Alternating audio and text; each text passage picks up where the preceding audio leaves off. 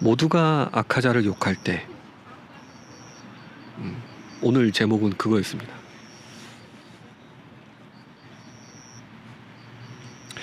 일단 무한성 개인적으로 2번 봤고요. 한 번은 일반 상영관, 한 번은 아이맥스관에서 봤습니다. 확실히 아이맥스관이 좋긴 좋더라고. 일단 저의 결론은 너무 재밌지만 좋은 영화는 아니다. 맛있지만 몸에 좋지는 않다. 이게 저의 결론입니다. 여러분이 생각했을 때 여러분이 만났던 사람 중에 최악의 인물은 누굽니까? 최악의 인물. 여러분 그 사람이 어떻게 죽었으면 좋겠습니까? 그 사람이 어떤 비참한 최후를 맞이했으면 좋겠습니까? 영화는 언제나 이런 질문들에 대해서 가상의 질문을 상정하고 여기에 일종의 답을 내려주는 방식으로, 답을 보여주는 방식으로 주인공이 악당을 소위 말해서 물리치는 방식으로 영화가 전개가 되는데, 그냥 결론부터 다 말씀을 드리고 시작을 하면, 이 영화는 주인공이 자살하는 걸 생중계하는 영화입니다. 이 귀멸의 칼날이라는 영화 혹은 귀멸의 칼날이라는 책에서 가장 중요한 건 그러니까 주제, 소위 말해서 수능식으로 말하면 글쓴이의 의도, 주제, 이거는 사람의 마음이 가장 강력하고 가장 오래 남는다, 이제 이런 겁니다. 사람의 마음이 가장 강하다.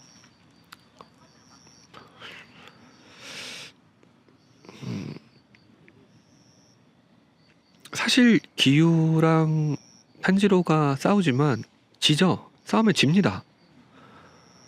분명히 진 거예요, 이거는. 그런데 기유와 탄지로가 끝까지 가서 거의 죽음 직전까지 갔을 때 아카자의 무언가를 건드리게 하고 내면 세계를 건드리고 아카자가 기억이 돌아옴으로써 자기가 잃어버렸던 걸 다시 회복하는 걸 우리는 거기서 보통 인간성의 상실이라고 많이들 이렇게 생각을 하는 것 같은데, 저는 그렇게 생각하진 않습니다. 그건 인간성의 상실, 그러니까 상실했던 인간성을 회복하는 그렇다기보다는 여전히 지켜주지 못한 대상들, 그러니까 자기의 컴플렉스를 다시 한번 건드렸다고 생각하거든요. 어쨌든 승패가 명확합니다.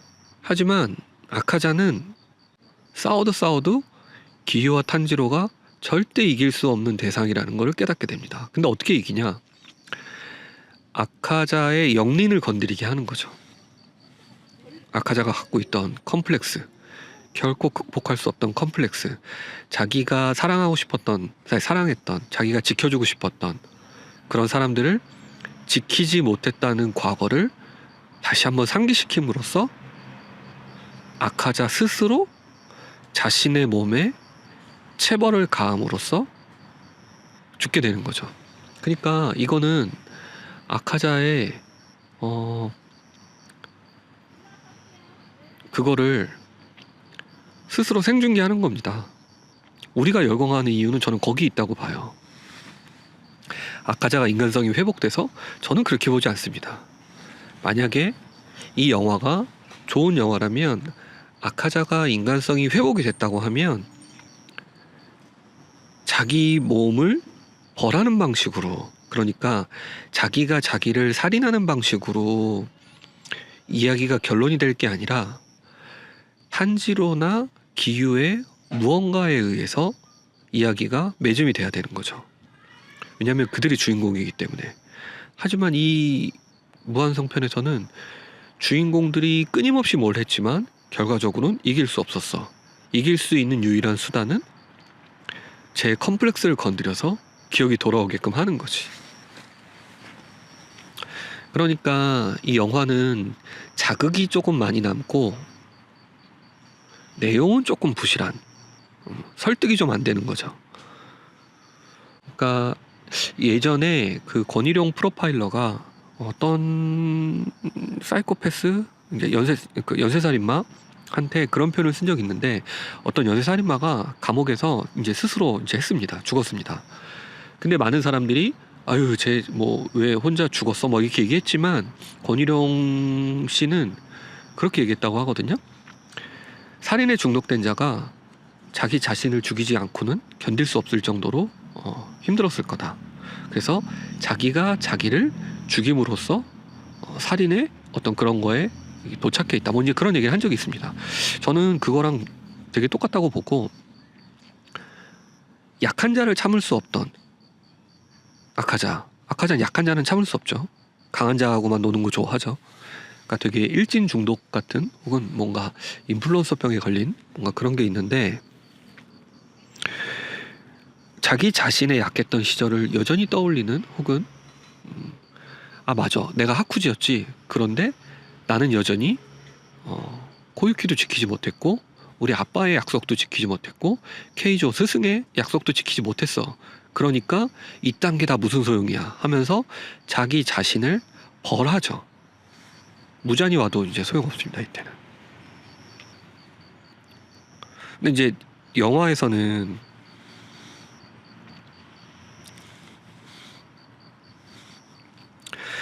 그렇게 되면 아카자의 죽음에서 이제 결말부가 해소됐다고 생각하지 않으니까, 이제 그런 걸 넣은 거죠. 심파를 넣은 거죠. 갑자기 뜬금없이 사랑하는 사람들이 기억이 떠오르고 나를 사랑해줬다. 근데 아카자는 문제의 원인을 자기한테서 늘 찾는 사람입니다. 좀 바보 같을 정도로 자기한테서 찾는 사람이야, 이 캐릭터는. 그러니까 어떤 사람은 제정신인가 싶을 정도로 남 탓을 많이 하는 사람이 있고, 어떤 사람은 저 사람은 내면 세계가 좀 건강하지 못한가라고 생각할 정도로 자기 탓을 하는 사람이 있는데, 아카자는 그런 사람입니다. 아카자가, 제가 이 감독이 아카자를 대하는 태도가, 여전히 아카자를 되게 천편일률적으로 아카자 입장에서 이야기를 풀어주는 게 아니라, 여전히 탄지로의 입장에서 풀어주는 건 어떤 장면이었냐면, 아카자가 막 싸우는데 중간에 이제 탄지로랑 잠깐 이제 대화하는 장면이 있습니다. 근데 이제 탄지로가 정확하게 기억은 안 나는데 이런 대사를 하거든요. 모든 어린이들은 어른들의 보호를 받고 사는 거야. 그렇기 때문에 너도 지금 이 자리에 있는 거야. 이런 대사를 합니다. 아마 이제 아시는 분들은 아실 거예요. 근데 저는 그 장면 보고 뜨악했거든요. 결과적으로는 탄지로의 이야기가 주인공의, 그러니까 감독의 이야기와 좀 맞닿아 있다고 놓고 본다면, 여러분 하쿠지가 그 가정에서 태어나고 싶어서 그렇게 태어났습니까?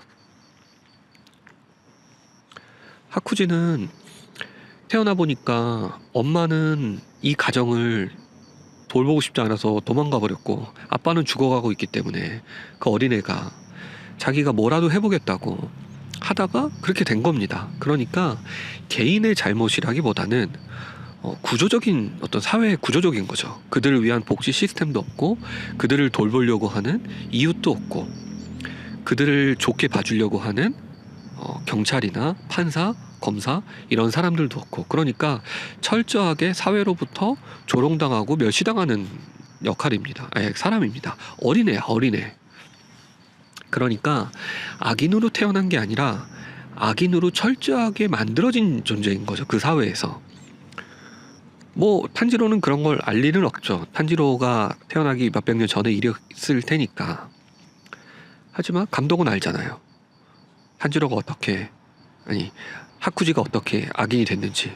그러면 적어도 그 캐릭터가 그렇게 될 수밖에 없었던 거에 대한 충분한 어떤 감정적 동의를 해주던가 해야 되는데, 그럼에도 불구하고 여전히 이제 감독은 하쿠지를 아카자의 시선으로 보고, 아카자를 대하듯이 보고 있는 거죠. 아주 나쁜 놈. 그러니까 그 당시 그들의 상황을 살피기보다는 그냥 무책임하게 넌 나쁜 놈이야, 너는 쓰레기야, 너는 없어져야 돼, 약자를 대하는, 약자를 짓밟는 방식으로 이 영화가 아카자를 대하고 있기 때문에, 그래서 저는 개인적으로 이 영화가 재밌지만 나쁜 거라고 생각합니다. 왜냐? 악인에 대해서 충분히 묘사하고 있다고 생각했지만 악인에 대한 본질적인 묘사는 되지 않고 있거든요. 그럼 그렇게 생각할 수 있지. 애니메이션에서 이 정도면 그래도 되게 많이 이게 한 거 아닌가라고 생각할 수도 있겠지만 저는 그렇게 생각하지 않습니다. 무한열차 편에서도 그렇고 다케규타로 편에서도 그렇고 충분히 그들을 설득하려는 노력을 하고 무언가 좀 이렇게 악인을 대하는 태도가 조금 그랬죠. 하지만 이제 무한성에서부터는 제가 느꼈을 때는 어쨌든 아카자를 굉장히 이제 납작하게 그냥 심파의 도구로서 라고 생각하는데 동의가 되시나요? 내가 아직도 나만 너무 아카자의 편에 서 있는 건가? 그런 얘기 있잖아요. 스포츠의 어떤 그 올림픽의 정신 이런 거에서는 그 정신이 육체를 지배한다. 뭐 이제 이렇게 얘기하잖아요. 그래서 의지나 투기가 어떤 극한 상황까지 몰아갔을 때 우리 인간에게 뭔가를 보여준다. 뭐 이제 이렇게 얘기하는데 저는 이 말이 갖고 있는 함정에 대해서 굉장히 나쁜 평가를 합니다. 정신이 육체를 지배한다? 생각이 의지를 지배한다? 저는 그렇게 생각하지 않아요. 그거는 인생에서 놓고 본다면 아주 짧은 순간 혹은 아주 찰나의 혹은 인생에서 몇 번의 경험이 없습니다. 아주 강렬하기 때문에 몇 번의 경험이 없게 남아있지만 보통의 경우는 육체가 정신을 지배하죠.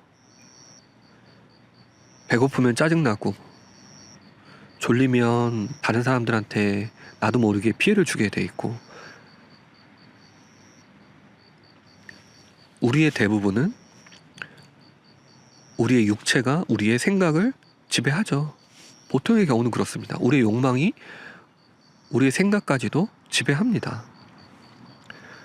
그런데 이렇게 사는 건 필연적으로 다른 사람에게 피해를 발생할 수밖에 없고 필연적으로 충돌하기 때문에 우리의 욕망을 조절하는 수단으로서 사회적으로 통제하는 수단으로서 저는 그런 말을 가끔 쓴다고 생각하거든요. 정신이 육체를 지배한다. 근데 여러분 잘 생각해도 우리의 삶은 내가 조금이라도 더 내 일을 잘하기 위해서 먹을 거 줄이고 내가 조금이라도 더 사랑받고 싶어서 다이어트를 하고 내가 조금이라도 더 돈을 벌고 싶어서 남들보다 노력하는 게 우리의 현실입니다. 그러니까 바꿔 얘기하면 육체를 컨트롤함으로써 우리의 정신을 다듬어가는 거죠. 정신이 우리를 지배하게끔 우리는 절대 두지 못합니다. 그렇게 되면 우리 모두 나태한 삶을 살겠죠. 나 원하는 대로만 살고 우리는 우리가 사랑받고 싶기 때문에 다른 사람에게 나의 걸 포기하기도 하고 굳이 하지 않아도 되는 말들, 굳이 하지 않아도 되는 것들을 양보하기도 하고 귀멸의 칼날이 사람의 마음이 가장 강하다. 사람의 마음이야말로 진정한 강함이다. 뭐 이런 것들을 이제 그 이야기의 주제라고 표현하기 때문에 이런 얘기를 할지는 모르겠지만 무한성편은 그렇기 때문에 좋은 서사가 아닌 것 같습니다. 재미는 있어. 아마 조금 지나면 다시 아카자에 대한 평가는 나빠질 겁니다. 왜냐? 그거는 아카자가 용서를 구하는 방식으로 결론낸 게 아니기 때문에 아카자가 오로지 내 몸에 대한 통제, 오로지 나의 강함은 나 스스로만이 징벌할 수 있어 라는 방식으로 끝났기 때문에 가장 비참하면서 여러분 사이코패스가 죽었다고 해서 여러분 연쇄살인마가 죽었다고 해서 그 사람이 스스로 교화됐구나 마음 갖고 그렇게 생각하지 않죠. 왜 나는 아카자를 좋아할까? 아시죠? 아무도 아카자를 좋아하지 않을 때부터 저는 모든 푸사를 다 아카자로 바꾸고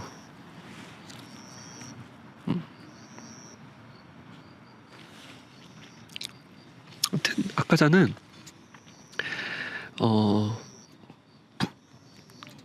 부러지는 캐릭터지 휘는 캐릭터는 아니다. 네, 그거 아십니까?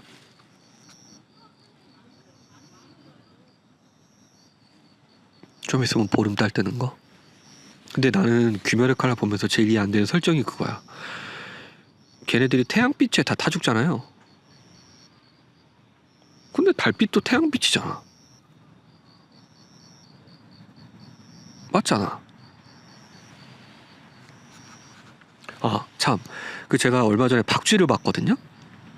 영화 박쥐? 박찬욱 감독님의 영화 박쥐? 근데 거기에서 현상현 신부가 이제 뱀파이어의 피를 수혈받아가지고 뱀파이어로 변환되는 장면이 있거든요. 근데 거기 대박인 거 뭐냐면 거기에서 내비치는 세계가 나와. 현상현 신부가 뱀파이어가 되는 과정에서 사람의 모세혈관들이 다 보이고 사람의 뭐 이렇게 보이는 장면이 있거든요. 내비치는 세계. 이야, 이 귀멸의 칼날에서 박쥐 내비치는 세계? 와, 박찬욱 감독님 대박. 2009년에. 하여튼 지금 이제 보름달, 이제 추석이라서 보름달이 뜨는데 여러분 오니 조심하세요.